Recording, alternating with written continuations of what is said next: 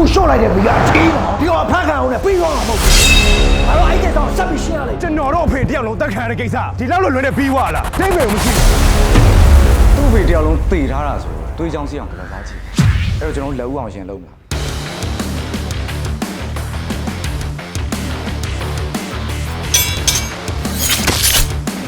အဖေတရားလို့ထင်ရှားကိုပြန်တက်တယ်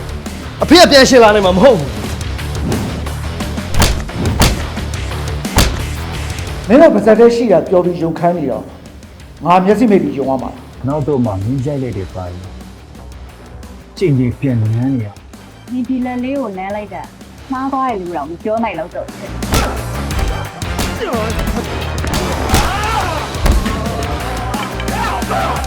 နောက်ကိုဖုံးမင်းဆိုတဲ့နာမည်ကြားရတယ်အဲ့နေရာအဝေးဆုံးပြည့်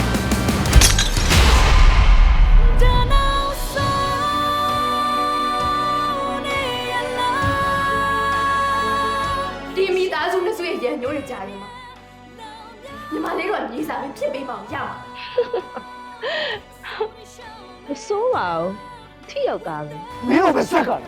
မတပ်ဖို့ဆိုတဲ့ဆက်ကလုံးငါရှော့လာပြီ ဒီမဟုတ်တာမလုပ်တာမနဲ့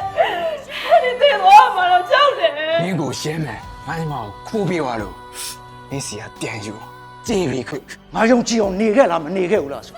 မင်းကမင်းအသိဆုံးတော့ ကိုရိုနီအောင်လက်ထက်စာချုပ်မှာလက်မှတ်ရေးထိုးရကြမယ်လေ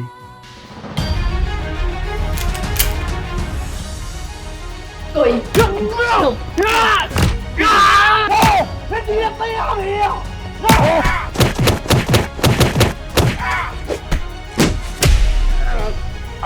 ုအဲ့လေတံအဲ့အချုံချုံနဲ့ပြောလို့မရဘူးဆိုတော့မင်းကိုသိစေချင်လို့ငါဆုံးပါငါကိုယ်ရဲဒီပို့